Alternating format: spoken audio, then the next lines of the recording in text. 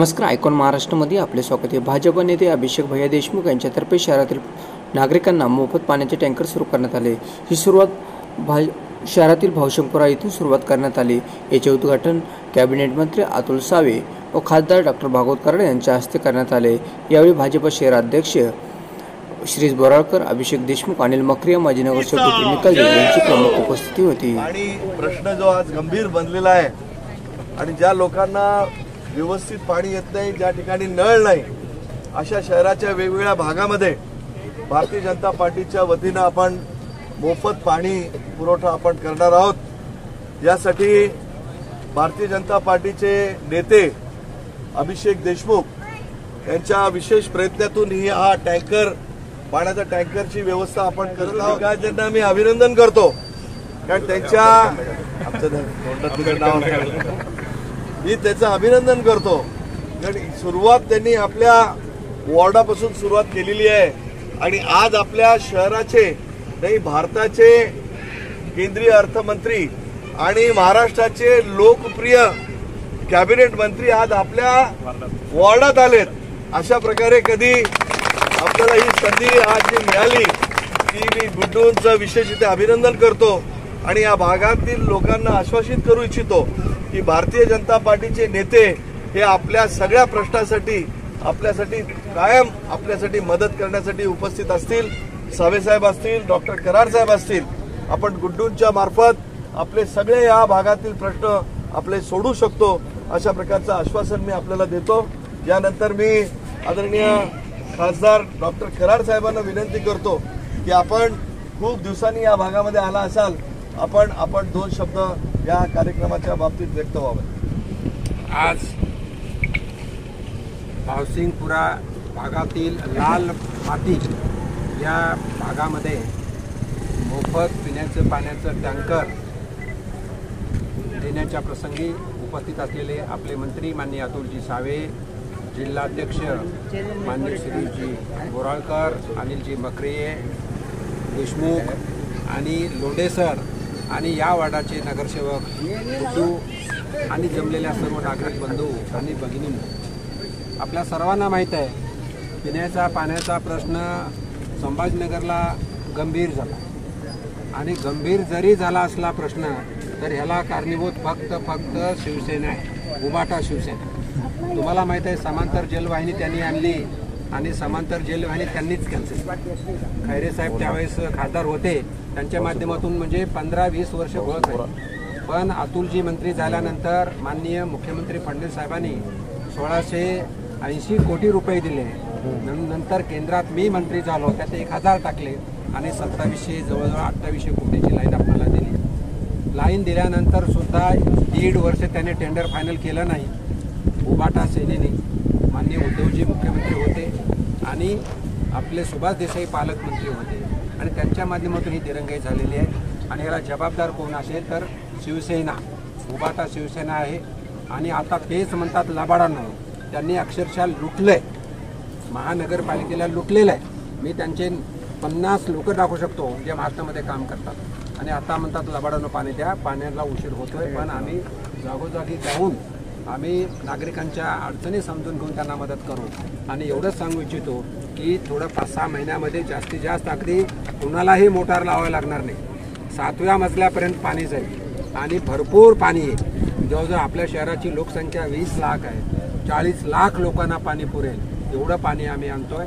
वेळ लागेल तरीही आता मी आल्या आमच्या 3-4 भगिनींशी विचारलं, बोललो ना तुम्हाला, हां, तर त्या म्हणाल्या की 8 ते 10 दिवसांनी पाणी येत आहे, तर ते गॅप कमी करण्याचा प्रयत्न करतोय।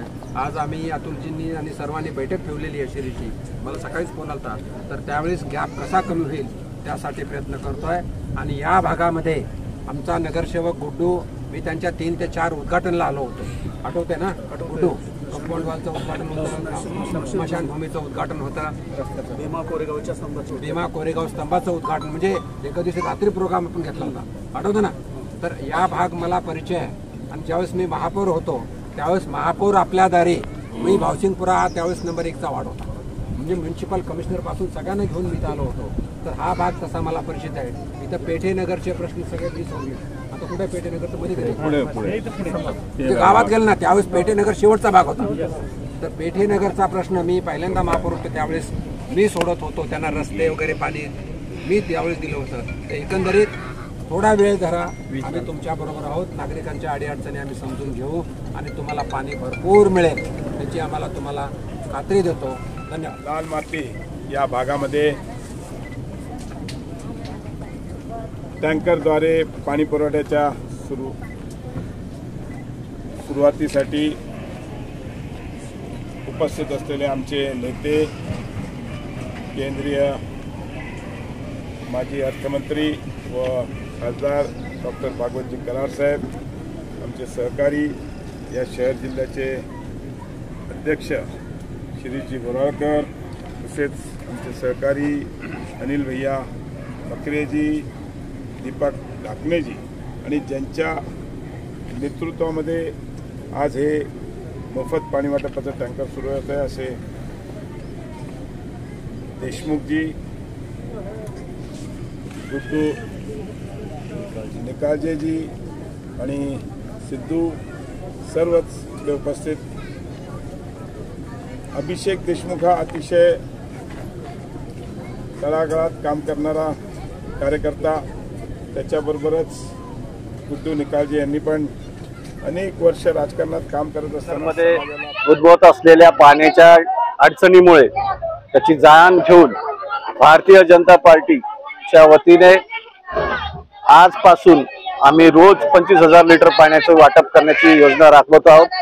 त्या दृष्टिकोनातून आज पहिला त्याचा उद्घाटन म्हणून या देशाचे माजी मंत्री खासदार भागवतजी कराड साहेब व या राज्याचे लोकप्रिय मंत्री अतुलजी सावे साहेब, या शहराचे लाडके शहराध्यक्ष शिरीषजी बोराळकरजी यांच्या हस्ते आज याचं उद्घाटन आपण या ठिकाणी केलेलं आहे. आता आजपासून जे लोकांना पाण्याची अडचण असेल पिण्याच्या पाण्याच्या संदर्भात त्यांनी भारतीय जनता पार्टीशी संपर्क करावा व भारतीय जनता पार्टीतर्फे आपल्याला सगळ्यांना या ठिकाणी पाणी देण्याचे आम्ही प्रयत्न करू. भाऊ, आज शहरामध्ये भीषण पाणी टंचाई असताना आज तुम्ही लाल माती परिसरात टँकर सुरू केले.